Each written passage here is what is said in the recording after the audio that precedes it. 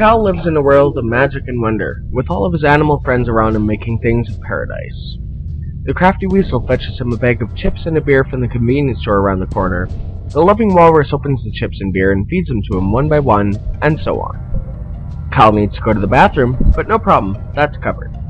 The purposeful porpoise appears with a bucket and sets it at Kyle's feet. It is another day in paradise, and Kyle smiles as he finishes his business, and a friendly catfish swimming in the bucket pops his head out and wipes his ass clean. Kyle stands and gets back into his recliner, a cartoon playing on the TV set in front of him. He giggles a bit as something happens to someone, and then he snaps his fingers, feeling the need for something. At that command, a playful dingo approaches carrying a needle with murky liquid within. Kyle takes it and without hesitation stabs his arm and depresses the plunger.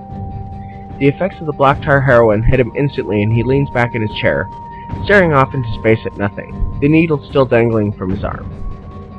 The purposeful porpoise doesn't hesitate to remove the needle from Kyle's arm and dispose of it in the wastebasket. Kyle is in pure peace and tries to glance at things on the wall. The high pauses for a moment as ice-cold fear shoots through his veins as his eyes come to rest on a particular object. A chrome-plated bumblebee hangs on a plaque on the wall. Kyle struggles to stand up and instead falls to the floor, for though he feels completely sober, he is at a level of intoxication that would normally cause death.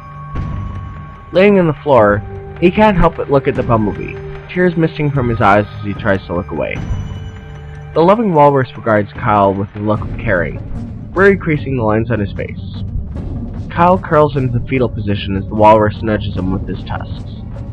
Kyle has been like this before, and his animal friends grow deeply worried when he ends up in this state, for if he dies, they die along with him. Kyle has cried himself to sleep at this point, breathing shallowly, so shallow that the crafty weasel, the smallest of his friends, clambers onto his chest to listen for any signs of life. The weasel lets out a small noise of relief and scuttles in front of the other animals, giving a quick nod that relieves all of them. Kyle eventually woke up wondering why he was lying on the floor, the earlier incident involving the chrome-plated bumblebee being completely forgotten. In fact, the plaque and the bee weren't even on the wall anymore, the purposeful porpoise having taken care of that as Kyle slept. Kyle felt tired once again and knew he needed a pick-me-up. Sitting back in his recliner, he snaps his fingers twice and the weasel disappears. The playful dingo is once again at Kyle's side, holding a pipe. Kyle smiles at the dingo and takes it, pulling out his lighter. He holds the flame over the pipe and inhales from the open end, the smoke disappearing from the chamber as quickly as it had appeared. Once he finishes the hit, the crafty weasel has reappeared, struggling to carry a cup of coffee from the diner down the way. Kyle takes the coffee, not realizing just how hot it is, and drops the cup, dousing the dingo with near boiling water, causing her to yelp and scrabble away to lick her wounds in peace. The other animals present back away slowly, casting nervous glances at Kyle. They knew that when he did this drug, he would get flighty and unpredictable, and as much as they cared about him, none wanted to be near him when he was high. Kyle glared at his friends as he watched them cower in apprehension, and then he growled, causing his friends to scatter in panic.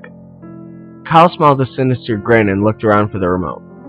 Not being able to find it, he begins cursing and kneels down, looking under the chair and table next to it, and that's when he finds it. Feeling satisfied, Kyle sits back in his chair and turns on the TV. As the picture stabilizes, he looks towards the wall where the chrome-plated bumblebee usually hung, finding the wall completely bare. Kyle flipped through the channels until he found the All Porn, All the Time network. He relaxed into the chair and looked down at his crotch, to where he found a source of irritation. There was a dark stain on the front of his pants, and he angrily snapped his fingers, the only animal appearing to his call being the loving walrus. They looked at each other, and the walrus motioned towards the bucket, then towards the hallway. Kyle nodded, and the walrus moves down the hall to the bedroom where Kyle's clothes are kept, then reappears momentarily with a clean pair of pants. The purposeful porpoise has also entered and carries the bucket over to Kyle, who sits on it and begins to pee. When he finishes, he removes his soiled pants completely and gets back in the chair, where he proceeds to wank off to a particularly juicy rendition of Two Girls, One Cup, Euro style. When he finishes, he dresses again and changes the channel to the local news. As he watches the negativity of the outside world unfold, The Jones becomes too much, and he snaps his fingers, whistling for the playful dingo. The dingo appears with another needle, and Kyle doesn't hesitate to yank it from her mouth and fill his veins with the contents. Meanwhile, the dingo is trembling in fear, and eventually gives in and retreats to the safety of the kitchen. A clattering ensues, and the dingo shrieks from the kitchen, causing Kyle to sigh and attempt to walk in to see if everything is okay. He falls over when he turns on the kitchen light to see what happened. The dingo was lying on her side, blood oozing from a wound on her head, and Kyle looked closer to see what caused the trauma and fainted. The chrome-plated Bumblebee left on the kitchen counter to remain out of sight by the purposeful porpoise. Apparently the thing had been left too close to the edge, teetering until it happened to fall onto the head of the playful dingo, causing a slow and painful death. Cal came to back in his recliner, and for a moment thought that he was safe, until it occurred to him that he had no memory of getting back to the living room. The loving walrus had done his job and carried Kyle back to his chair and turned on the cartoons. Kyle passed out again to the joyful music and cutesy sound effects of some random animation. Kyle's girlfriend looked around frantically, and seeing no one there, pulled a needle from her purse and injected the contents into Kyle's arms, in the same hole as the IV needle as to not cause any suspicion.